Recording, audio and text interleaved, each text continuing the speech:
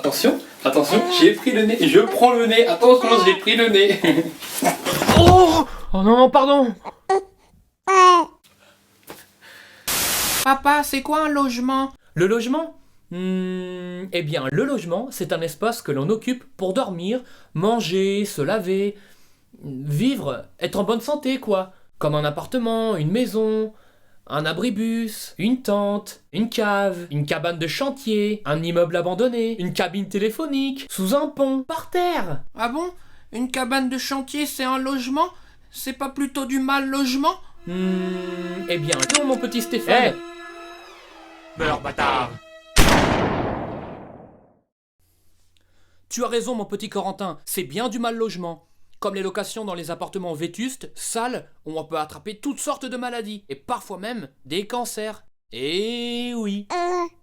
Le mal logement concerne 3,5 millions de personnes, mais on estime que 10 millions sont touchés de près ou de loin par le mal logement.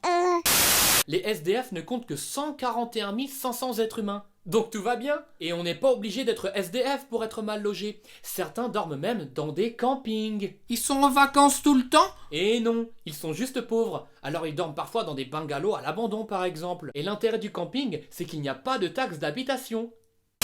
Et certains vont même dans des asiles de nuit ou des foyers qu'on appelle CHRS, Centres d'hébergement et de réinsertion sociale. Des lieux où on peut être accueilli, dormir et manger par exemple. C'est comme une colo? En quelque sorte. Et c'est vraiment pas cher. Et tu peux y trouver plein d'amis comme toi qui partagent les mêmes soucis, comme ne pas avoir de maison par exemple. C'est comme une maison avec que des copains. Oui, mon petit Maxence, exactement. Et il y a même parfois des familles qui occupent des bâtiments où ils n'ont pas du tout le droit d'aller, sous prétexte qu'ils se sont fait expulser par les policiers. Il y en a beaucoup? Mais non, François, on ne compte que 91 180 ménages, ce qui ne fait seulement que 0,3% de la population française. Tu vois, mon petit Francis, je te l'ai dit, tout va bien.